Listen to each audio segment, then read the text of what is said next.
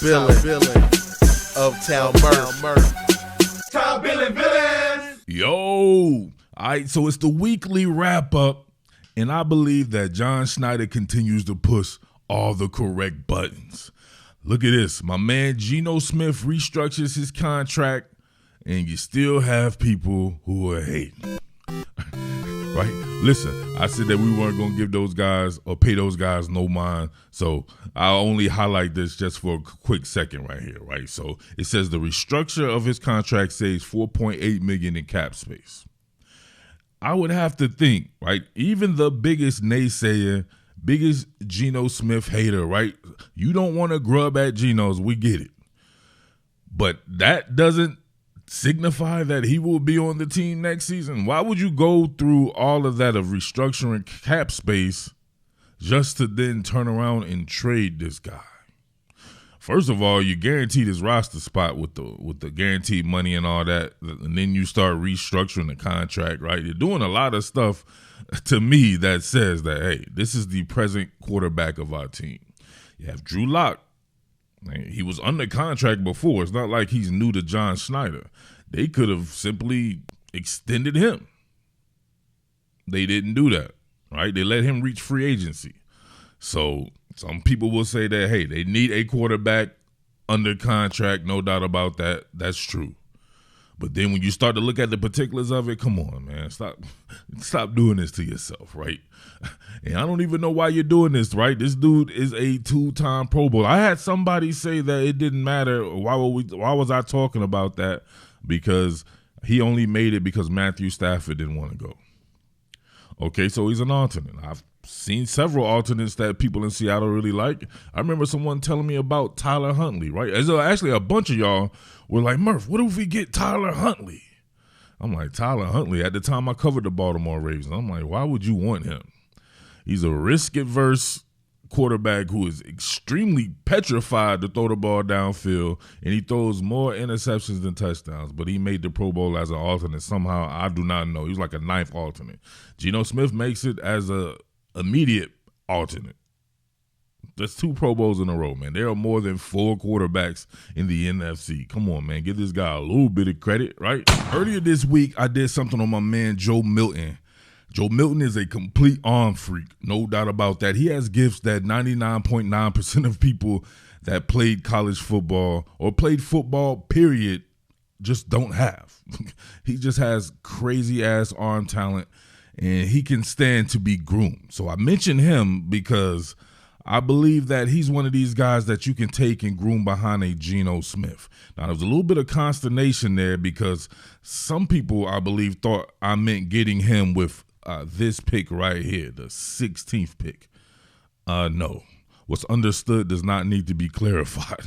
There's no way anybody with half a brain, with even half a brain, would think that I will be talking about getting Joe Milton at that. I'm trying to do you guys a service. I'm suggesting him because I'm thinking of him as something maybe late 3rd, 4th, maybe even 5th. That allows you guys to attack the line of scrimmage. If you don't go line of scrimmage at 16, I have problems with that, right? Because to me, that's the glaring weakness. Whether it be the interior offensive line or the interior defensive line. To me, you're not really trying hard if you're not going there. Now, there are some mitigating circumstances where maybe your hand would be forced. But at this particular point in time, we know that Chicago need a quarterback. Washington need a quarterback. New England need a quarterback. Atlanta needs a quarterback. Man, maybe Las Vegas needs a quarterback, right? All these teams before you need quarterbacks. So let's just take Caleb Williams, Jaden Daniels, Drake May off the table.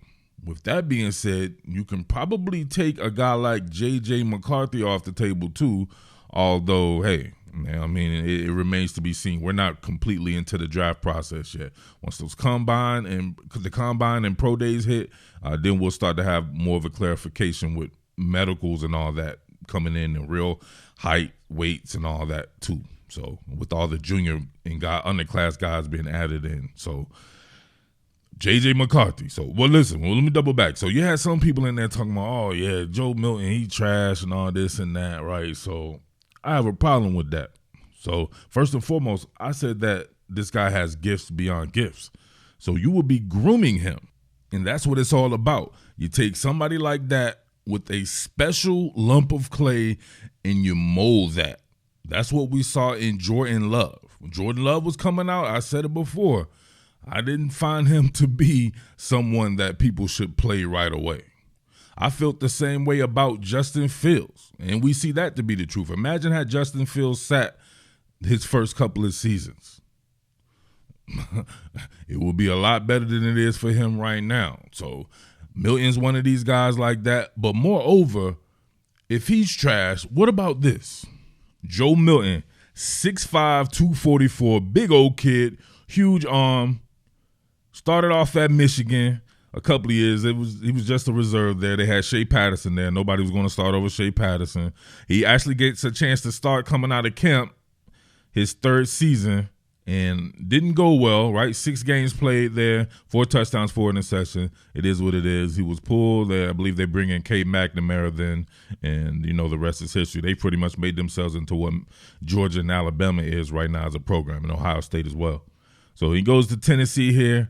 I want to say maybe he got to start coming out of camp or something like that. But listen, we know Hendon Hooker ends up going on to play and having a really good season, and then he was a starter in 2022 as well. So we see here, ever since he got to Tennessee, he got 2 touchdowns, no interceptions, 10 touchdowns, no interceptions, 20 touchdowns, 5 interceptions. So that's 32 touchdowns, 5 interceptions at Tennessee. When he got more throws here, 64.6% completion percentage, 64.7. What are we doing here? Come on now. What are we doing here? If there's anyone else with that, matter of fact, we don't have to say if there's anyone else like that, because there was a guy who Seattle fans actually really love this draft before that I told them to kind of curb their enthusiasm on. He was a guy that I think needed some grooming. I saw him play at Penn State for my Penn State Nittany Lions, and he couldn't beat out Sean Clifford. He ends up going to Kentucky. Who is that? Yeah, that is one Will Levis. Same deal right here, but look, he's smaller, 6'3", 222, Milton 6'5", 244. Will Levis has a big arm, no doubt about that. He doesn't have a bigger arm than Joe Milton. Will Levis, like I said before, played for Penn State, similar shit, right? Got time to come in sometimes, 2 touchdowns, 2 interceptions, 1 touchdown, 0 interceptions. Goes to Kentucky, SEC East, same division, same conference, same division as Joe Milton, right? 24 touchdowns, 13 interceptions, 66% completion percentage. His last season, 65.4 completion percentage, 19 touchdowns, 10 interceptions. Was he considered trash? I had some clown coming up here talking about he will be a waste of a pick, him being Joe Milton. Did he say that about Will Levis? What is the difference between Will Levis and Joe Milton? Don't give me that because he was in college 6 years. That ain't got nothing to do with anything. Wouldn't you go by age? Will Levis, I believe, drafted at 23 years old. Guess how old Joe Milton is? Yes, Joe Milton is 23 years old himself, won't be 24 until March. So this will be his age 24 season, and Will Levis just played his age 24 season. He is actually older than Joe Milton despite being in college 1 less year or 1 less year on a physical calendar. So think about that. Somebody can go for 23 interceptions over 2 years. One guy, obviously more attempts though, but one guy go for 5 interceptions, 32 touchdowns, right, over that total when he get to play in Tennessee. And one guy right here, 65% completion percentage, the same exact completion percentage. 20 touchdowns, 5 interceptions, 19 touchdowns, 10 interceptions. So double the interceptions, less touchdowns, smaller, not as big an arm, even though they both have huge arms, even though Will Levis has a really big frame too, right? Pause. Still not bigger than Joe Milton. You cannot point to anything. And I don't want to hear shit about the style of offense or none of that. That shit does not matter once you hit the pros, right? You get in the training camp, they teach you how to get under center and all that.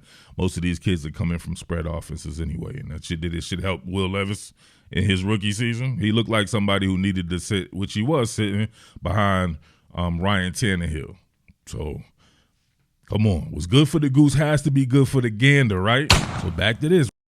If you're going 16, if you're going line of scrimmage, you have no second rounder.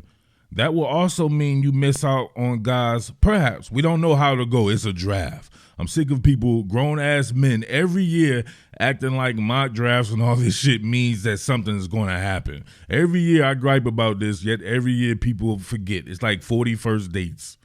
Mock drafts are useless, homie. There's just guessing. That's why people do 30 of them shits.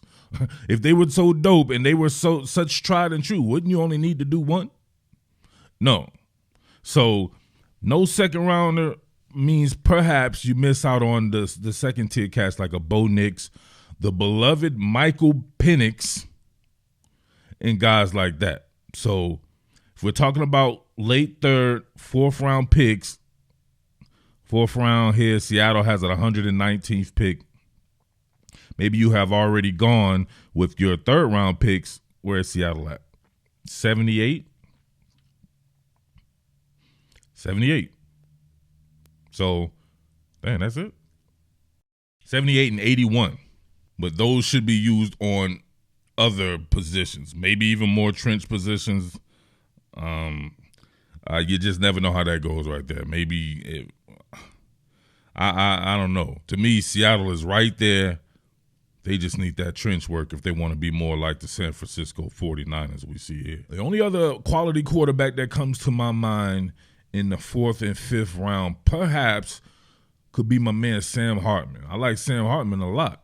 I find him to be one of those guys that lacks tools, but he's damn near, right, almost too experienced. He's more than likely peaked at what he's going to be as a quarterback. However, that's tough to say because when you get around a professional setting, who's to say someone still can't grow? But I look at Sam Hartman as maybe one of these guys who can step in like a Brock Purdy to some team that's already there and it just be the right fit. Sam Hartman is just like that, man. But he's not going to wow you with his tools. He's 6'1", 212 pounds. He'll be 25 by the time the season starts. So is a Sam Hartman one of these guys there? To me, if you get Sam Hartman, you might as well just play the guy. So now that could make a little bit of sense, right? But if you're going to not play a guy, right, which you're probably not going to play Sam Hartman over a Geno Smith because to me it makes no sense to, unless Geno Smith is really struggling, which I don't expect to ever happen. But if not, if you're going to be able to have Geno maybe for a year, maybe even two, wouldn't you go and get the toolsy guy? That's who you develop, and then they become a Jordan Love. That's what you go and get. There's another quarterback perhaps in that range. That will be one Spencer Rattler. It's funny. A lot of people coming to the channel mentioning Spencer Rattler 2 years, right? Or nearly 2 years after I suggested it, and it was widely panned. Because at the time, he wasn't getting good publicity. Like I said before, it's not about what's really good, or it's not about even who's really good. It's about who's really popular at the time. Spencer Rattler is the same Spencer Rattler when I suggested it a couple of years ago, but now he's just getting better publicity. So it is what it is on that front. I still love me some Spencer Rattler. He would definitely be one of these guys that I would do another profile on, or just go back and watch the one when he was at Oklahoma playing for Lincoln Riley. Same shit, different toilet, all right? But let me know what you think. All right, your boy, Jersey Murf. As always, much love to everybody out there in Seattle Seahawks land, everybody who's supporting. Make sure you support quality content. Don't support quantity content, you know what I mean? Your boy right here always bringing that hibachi, serving it to you guys. So make sure you tip your waiter by hitting that thanks button and doing that damn thing just like that, all right? Big salute. What more can I say? Top Billin.